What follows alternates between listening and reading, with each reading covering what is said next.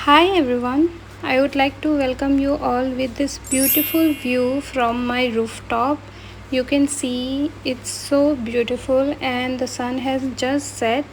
So शाम को छत पे थोड़ी बहुत मैंने वॉकिंग कर ली, उसके बाद मैं रूम आके फ्रेशन अप हो गई एंड आफ्टर दैट मैं अपनी ग्रीन टी लेके बैठ चुकी हूँ इवनिंग का प्लान करने के लिए कि मैं क्या पढूँ क्या नहीं पढूँ। तभी मुझे याद आया कि मैंने रिसेंटली मॉक दिया था और जिसमें मेरे फ्रेजल वर्ब के क्वेश्चंस काफ़ी ज़्यादा गलत हो रहे थे।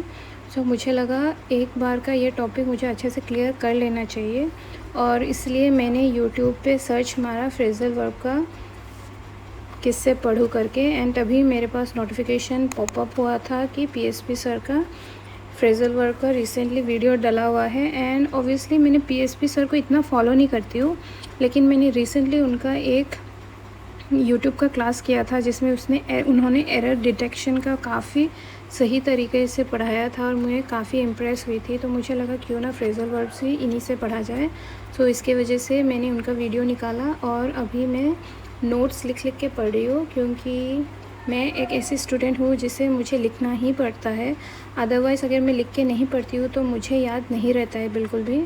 सो वो मेरी वीकनेस है एक। एंड टू बी ऑनेस्ट हम सबको पता है कि फ्रेजल वर्ब एक बहुत ही कंफ्यूजिंग टॉपिक होता है एंड हमें वो लिख के पढ़ना ही होता है, क्योंकि बहुत स्लाइटली डिफरेंस होता है और एग्ज़ाम में काफ़ी कंफ्यूजिंग एटलीस्ट मुझे लगता है, बाकियों का मुझे नहीं पता। सो मुझे लगा कि नोट्स अगर साथ में रहेगा तो इन फ्यूचर रिवाइज़ करने के लिए या फिर पढ़ने के लिए भी काफ़ी आसान होगा।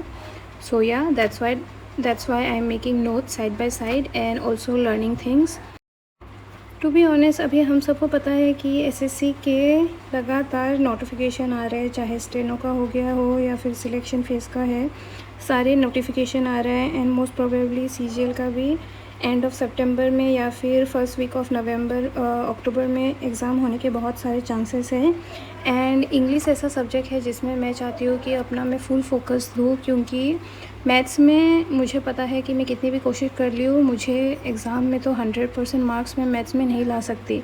आई am very average in maths. So मुझे लगता है कि मैं मैथ्स में शायद 40-50% अपना दे सकती हूँ, लेकिन मैं रीज़निंग और इंग्लिश अपना इतना स्ट्रॉन्ग कर सकती हूँ कि जिसमें मुझे 90-95% में ला के एग्ज़ाम में मैं आसानी से पास कर सकूँ। सो इसके वजह से मैं ज़्यादा इंग्लिश में इम्प्रूव करने की तरफ ध्यान दे रही हूँ, जिसकी वजह से मैं जितने सारी इंग्लिश है उसका बेसिक कर रही हूँ। और इस बार मैं नहीं चाहती कि मेरे इंग्लिश में कोई भी मैं सिली मिस्टेक के वजह से कोई एग्ज़ाम में क्वेश्चन गलत करके आऊँ, तो इसके वजह से मेरा ज़्यादा फोकस इंग्लिश और रीजनिंग में है for all the upcoming exam. Let's see how it goes.